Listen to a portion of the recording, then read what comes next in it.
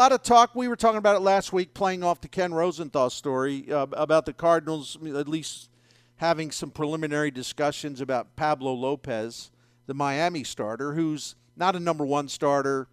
I heard Jim Bowden on satellite radio today saying, like, look, he said, I like Pablo Lopez, but he's a number 3 starter. Jim Bowden's probably right. But anyway, he's not coming here because the Minnesota Twins got him. And they gave up 3 players, including I'm not familiar with their personnel all that much, even though I'm a baseball head. But the guy that everybody seems to like is Luis Arias. I think that's how he says his name, Arias. He's got some power and probably more of a DH type, but he's definitely got a power bat. And we'll see what he can do, but they also picked up a couple prospects. So I don't know how to react to that.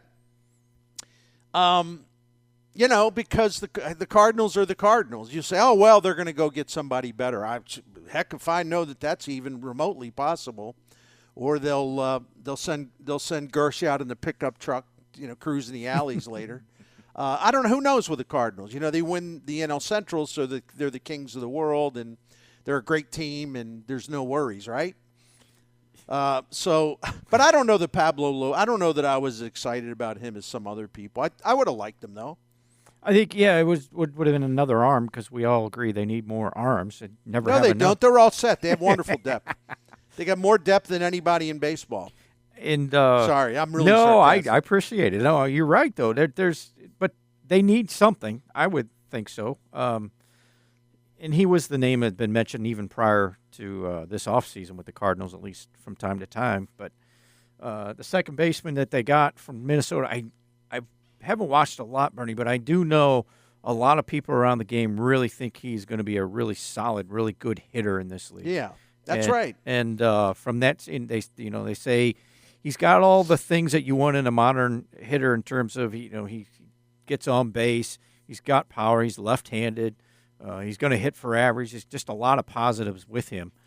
And it's interesting the Twins would move on from that, but they need pitching. So they got a guy who can – that's what the Twins are, right? They get guys they're not number ones, but, hey, we got a couple number 2s, 3s, and they'll try and win their Central Division in the American League, the same way the Cardinals are going to try and win their Central Division in the National League. So it'll be good stuff just to see it's weird. It's like I guess I can't rule out that the Cardinals will make a trade this offseason. Can never entirely rule it out for a pitcher, but it'll be really interesting to see if they're. Well, we're hoping this, we're hoping that, we're hoping this, we're hoping that. When with regards to their starting pitching in particular, and I actually think they're light in the bullpen, but who knows what they're thinking there. We talked about Fangraphs and the Zips forecast yesterday. They have Ryan Helsley kind of declining in 2023. Now, not bad. He's not bad.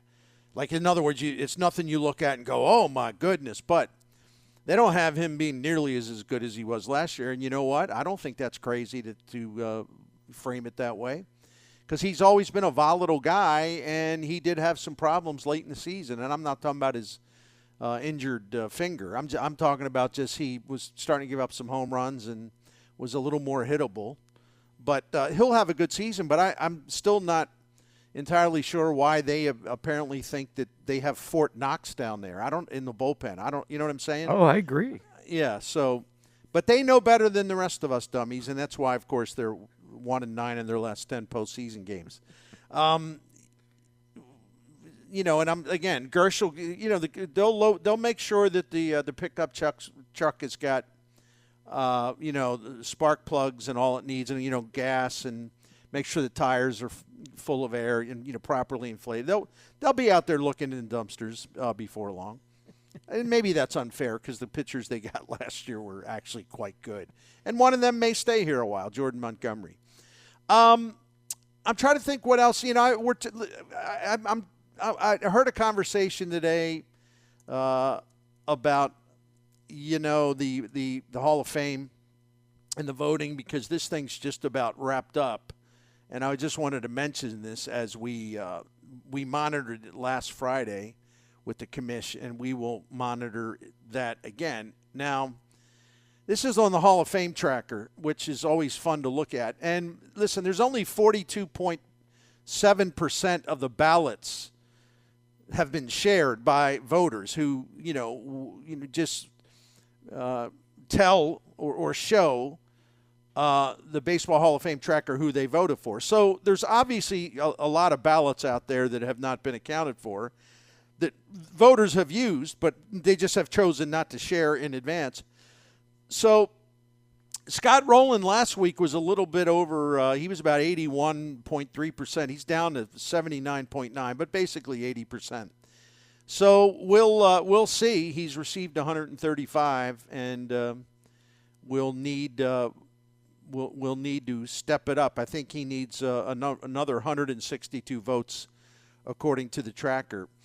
And I read a piece earlier this week, and it had one of those guys who's now 71 years old, used to be a baseball writer in Boston. He doesn't do that anymore, which, I don't know. Am I wrong for wondering why the hell he has a vote?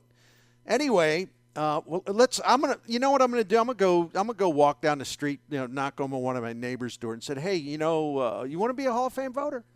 Well, I don't cover baseball. What does that matter? You want a Hall of Fame vote? Maybe I can get it for you.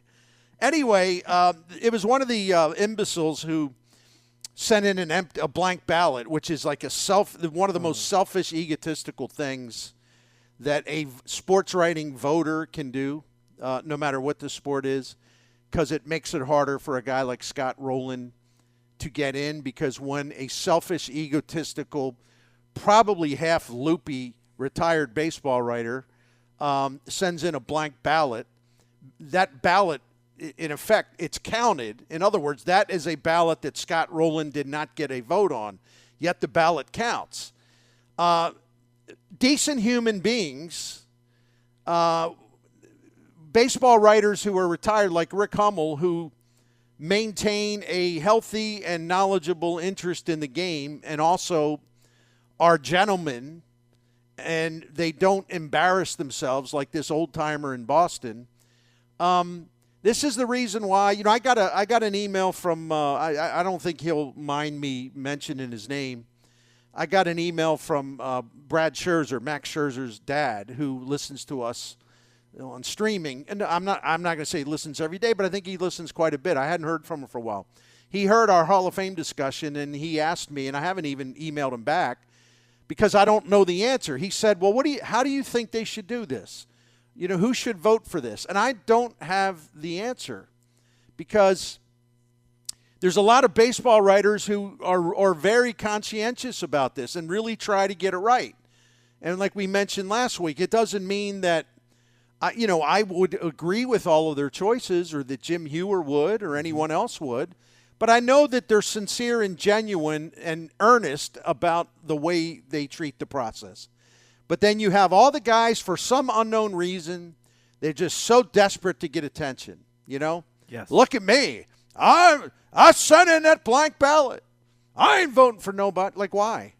Why are you a voter? Why do you even want to vote? Why do you even want to have a ballot if you're not going to participate in the damn process? So it just infuriates me, as you can tell. And, I heard Ken Rosenthal on. That's the same show with a couple of my favorite guys that are on the MLB network, the satellite network. Mm-hmm. And, they were mentioning how if Rolen doesn't get in or Helton doesn't get in terms of the baseball writer's ballot, this is going to be like I should have actually researched this when I got home. But this would be like the third time in the last 10, 12 years or so where the baseball writers, if it happens, where they didn't elect anybody. And that doesn't include the committees, because that's a separate thing. And, again, I think they were saying, like, in the first 38 years of the Hall of Fame, that only happened 3 times. Like, 3 times in 38 years, the Baseball Writers Association did not elect anyone. And now it'll be, and again, I'm really embarrassed that I didn't look that up. I can, maybe. Or maybe Rick Hummel will know at 5 o'clock. But this would be like the third time in maybe 12 or 13 years that no one gets elected on the writer's ballot. And so that's, again, it leaves me wondering, well, what is there a point here? Is there a point?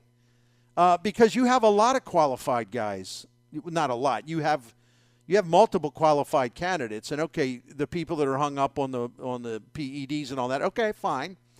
But you have some guys that have no taint of steroids or PEDs, and Scott Rolen's one of them.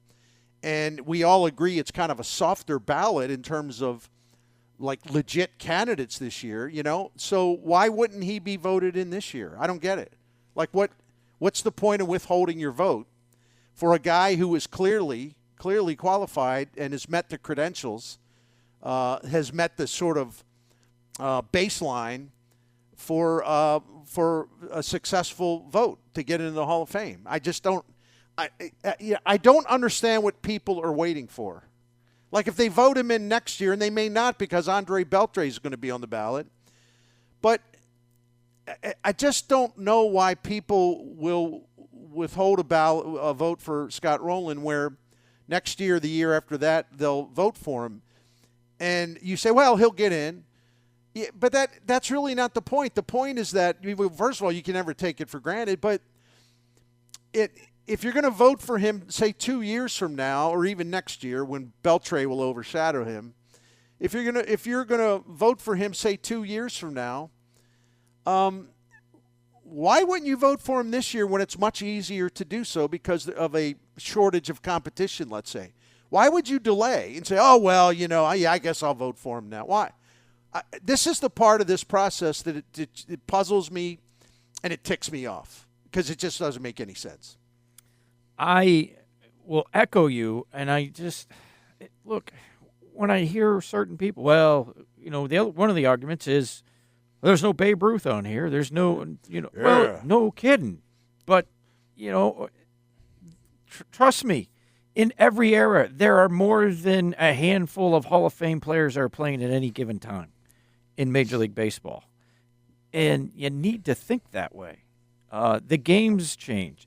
The way the game's played is changed. The numbers mean different things now than they did 25, 30 years ago. You just got to take all of those things and realize the greatest players don't play the game the same way they did 25, 50, 30, 40 years ago. And you got to look at it that way, I think, sometimes. And when you look at it that way, guess what? There's Hall of Famers in every era. Figure out who the best players are. Those are the best players of that era. They need to be in the Hall of Fame. And I don't think a lot of people look at it that way. And that's frustrating. Well, this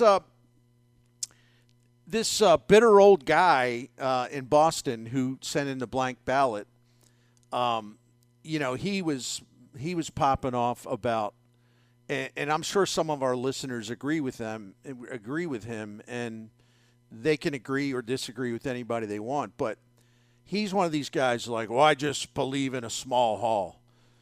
Okay, good for you, except that particular vessel has, kind of sailed a long time ago, because this is what cracks me up about these so-called small hall guys, right? Yeah. Have they ever, looked, and I'm not talking about guys who have made it in over the last 10, 15 years. Have they ever looked at some of the candidates put in who really, frankly, didn't have credentials but were voted in by committees or the writers because of campaigning or lobbying behind the scenes? There's all kinds of people in there that have, at best, a very borderline case, or at worst, simply aren't qualified. And yet you have some people now that have never been voted in, and Rolen's one of them.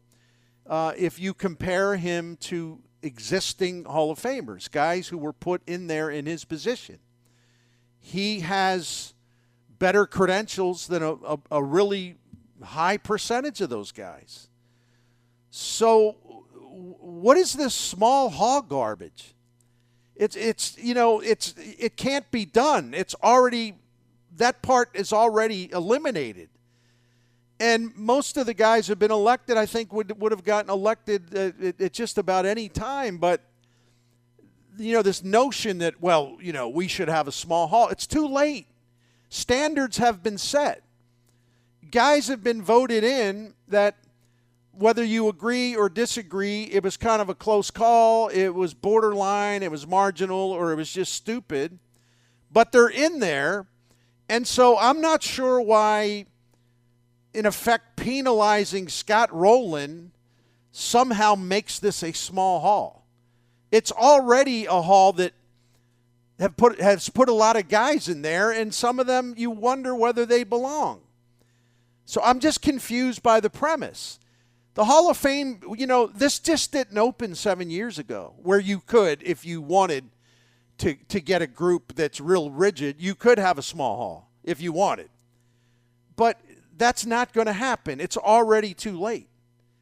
And so I'm not sure why you take a guy like Rolen and you look at him and, for example, the only third baseman, along with Mike Schmidt, that's got 8 Gold Gloves and 300-plus homers. There's only 2 in the history of the game that have done that. And so I'm not sure, we got to keep this hall small. Well, number one, as I repeat myself, you can't. That's already gone. That's over. And number 2, even if you had a smaller hall, because like you said, Jim, this notion that the Hall of Famers should be limited to Stan the Man and Hank Aaron and Ted Williams and Babe Ruth and Lou Gehrig and Bob Feller and, Willie Mays. Well, that's ludicrous, And so, again, this is more posturing by people that want to draw attention to themselves. And this is what I don't understand. I don't understand the performance art. I don't understand why some of these old guys, these old dudes, want to get up there on stage and, perform to satisfy their own ego, like they're Taylor Swift or something. Just go sit down. And if you don't want to participate, give up the ballot. Drop out of the system. If your only purpose is going to growl and try to exclude people from the hall who should be there. Anyway, but I know we have some listeners. Well, I agree it should be a small hall. Once again, for the 10th time, too late. Too late. And you don't now punish guys today because you think there should be, and I'm going to be facetious, you think the Hall of Fame in Cooperstown should have 17 players or whatever. It's just stupid. Anyway, I'm done. I'm in agreement there, and especially let's just take the position of third base. Yeah, there's not enough third basemen in the Hall of Fame. They just haven't had enough of the great third basemen. Right. And Roland's one of those guys. And to sit here and try to, it's more silliness. The one thing I wish, and this, I don't even know if there's a way to do it because, as Mr. Scherzer asked, how would you do it? The one thing I wish we could do, Bernie, those that send in that blank ballot, just go, thanks for participating. That's it. You're gone. You're done, but have a good rest of it. Come see us in Cooperstown anytime you'd like. We'd love to see you, but you're no longer a voter. I mean, there's just I don't get it, man. I don't understand it. I at least understand the people who I don't agree with them, and that's okay. We can all disagree. But the people that take a really strong stance on guys who have been tainted by PED, and I don't want to get into the PEDs debate again. I'm just saying, at least some people have, in their mind, in their heart, they're taking some kind of ethical stance. All right. And again, we can disagree, but at least they're standing for something. I think they're wrong, but a lot of people think they're right, so that's okay. But this kind of this vengeance or this kind of I'm going to keep people out because the Hall of Fame should have 50 guys and that's it. It's just dumb, man, and it really makes me mad because again, this showboating, this constant showboating, is just beyond annoying. It's 100% true. I got a couple texts we can read here before we move on. Cool.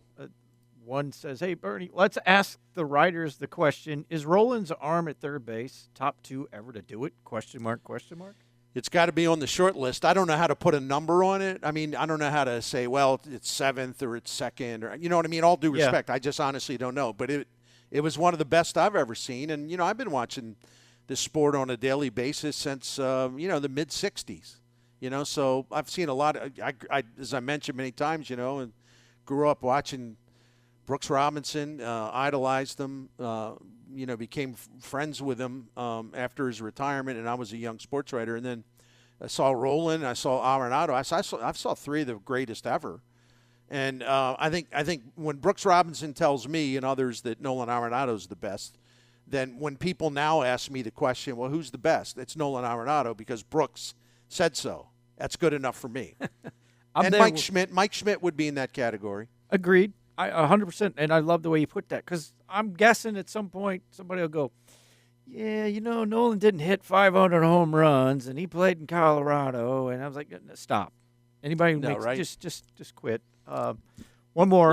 Go ahead. Go ahead. I'm sorry. No. If you look at Rolen, and he's got 70.1 wins above replacement, and I don't consider. And again, this is what I mean. Where we can take certain stands. With all due respect, I don't consider Paul Molitor a third baseman. He played the percentage of games he played in third base was not like a big amount. Mm-hmm. And he was a DH for a lot of his career. And I don't look down on that, but I'm just saying, I don't know why he's listed as among third basemen. Same with the great Edgar Martinez. But if you look at where Rolen is, he would be in the top 9 all-time at that position in wins above replacement and basically tied with Ron Santo and not all that far from my guy Brooks Robinson. And so my point is, and it's a point you have made many times, including today. If you are one of the, I'm going to say top 9 guys, because this applies to Rolen. If you're one of the top 9 guys in the history of baseball at your position, first of all, how would that violate this sanctimonious small hall nonsense, right? Yes. Only 8 third basemen are worthy of being in the Hall of Fame? Because 8, that's what it is, 8 full-time third basemen right now. At least in terms of the top 10, as it applies to Rolen. So I'm confused. You're in the top 8 or 9 of all time at the position? And so what? It's, I don't know about this guy. Small hall. It would be a small hall, So there is a shortage of third basemen, and I don't get it. But Rolen's more than qualified. And there are guys, there are full-time third basemen, played in the majors, and maybe I'll go through some of those names later. Rolen is ahead of them in a lot of categories, statistical categories. So if people through the years have already put 6 or 7, 8 guys in that Rolen is superior to, going by the statistics and the impact, then why are some people belly aching and, acting like a child talking about small hall? What? So 7, 8 guys got in and they weren't as good as Rolen, so you're going to keep Rolen out? Huh. That's interesting logic. How about keeping them out? The guys that didn't have as good a career. And you can't retroactively do that, and I don't want to do it. That's the point. But, this gets me going, as you know.